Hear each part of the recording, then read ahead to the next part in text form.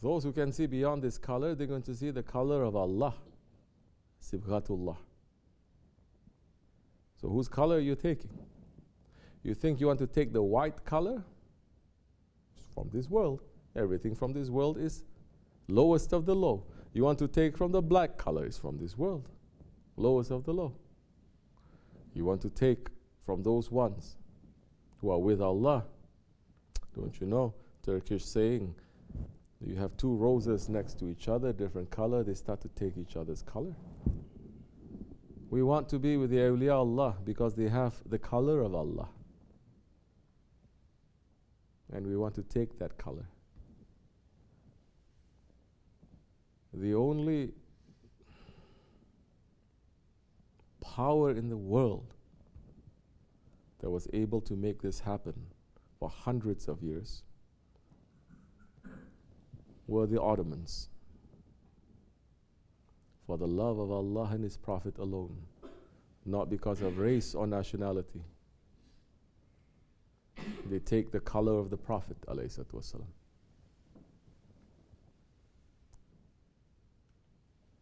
And the empires stretch from the Balkans to Western China, to Africa, to the steppes of Russia. In all Muslim countries, there were Muslim. From the Mughal India all the way to Southeast Asia, they take bayat to that Khalifah. And those who are directly under them, they start to take each other's color. What happens when you start doing that? You become like what Allah says. You become like a light. You become like a light in a niche. You're neither east nor west, but you're bringing light everywhere. That's the only time when it wasn't an experiment. That was our right, and that was how the world was moving for hundreds of years. Because they were not going for nationalism. They were not going for tribalism. They were not looking for skin color. They were looking to please. The founding of Istanbul was to please the Prophet. The founding of Istanbul was so that Sultan Mehmed Fatih Khan saying, now I stand in front and I will destroy everything that I conquered just to get one smile from your rose-faced. Just to get one smile from your rose face. That was the reason for the founding. How beautiful, how noble, how deeply spiritual. That's why the foundation, they had to turn over the whole world to destroy that. It's not destroyed, it's veiled. And Allah always fulfills His promise. It is going to come back.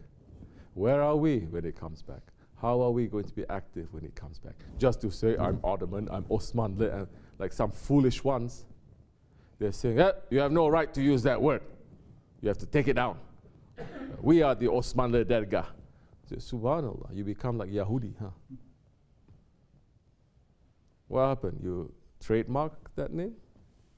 You patent that name? The word Ottoman itself is to say anyone can be. Even if you are Yahudi, you're Ottoman. Even if you're a Christian, you're Osmanli. You're black, you're Osmanli. You're white, you're Osmanli. And now you're limiting that? Yeah, that is showing how Osmanli you are. Or that is showing how you're becoming a traitor to the legacy of the Ottomans. So, what is it? Just to dress up, just to say this or to say that? Not even if you study the history books 1,000 times, you're going to get the spirit of the Ottomans. If you're not sitting with that one who has the color of the Ottomans, who have the perfume of the Ottomans. Correct?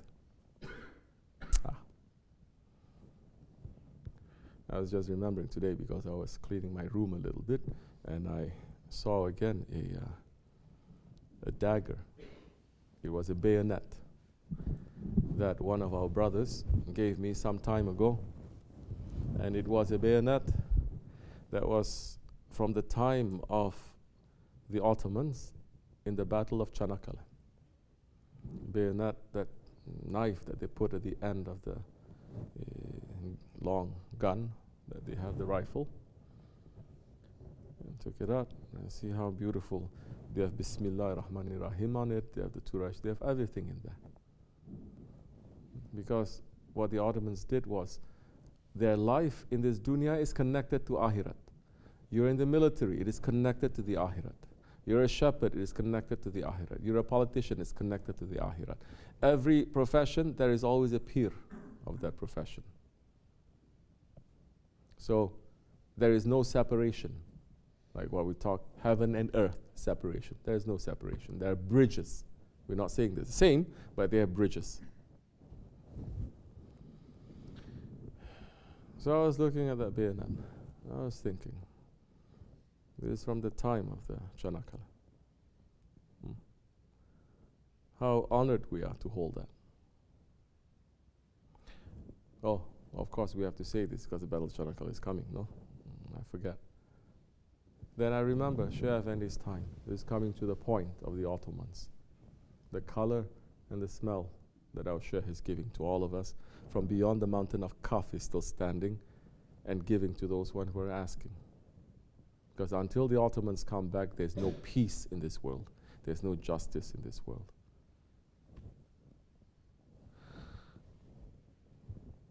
I was remembering how Shaykh Efendi, he was given, you remember?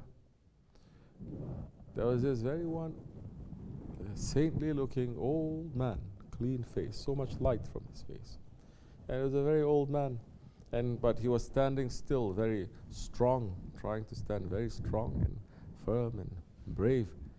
And he was one of the survivors from the Battle of Gallipoli, of Çanakkale. And he was given a medal by the Osmanli government. And to cut a long story short, he looked at our Shaykh and he says, "This is for you." Giving Shaykh Efendi that, because our Shaykh was a Ghazi.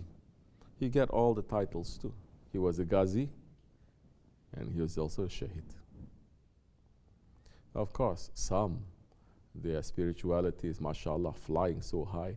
They're sitting in his presence for years, sitting with us for years. They even doubt whether he is a wali or not. Yeah. But they look like very Sufi in front of people. Very nice. Who are you trying to fool? So that one gave, that saintly man gave Shaykh Efendi that medal. And meaning that he's saying, you, all the martyrs of Çanakkale, they have chosen you also, and it is as if you have fought in that battle. They have accepted you.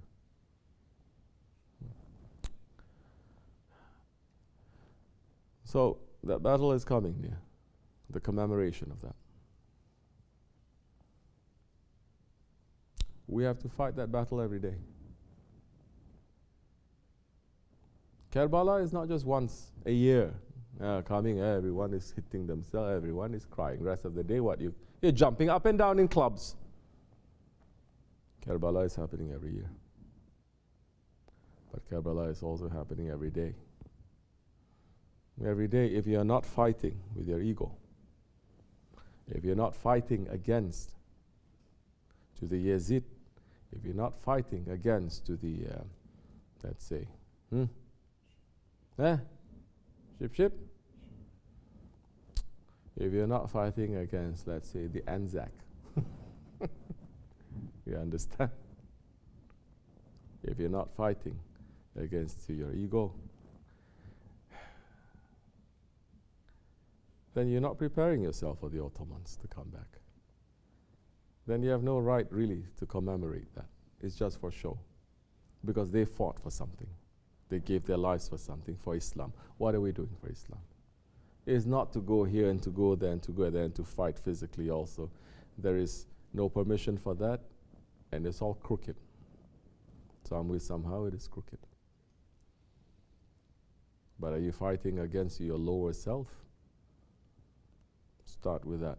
and be busy with that. The order is for us to do that first. May Allah forgive me, inshallah, and bless you. Al-Fatiha. Assalamu alaikum.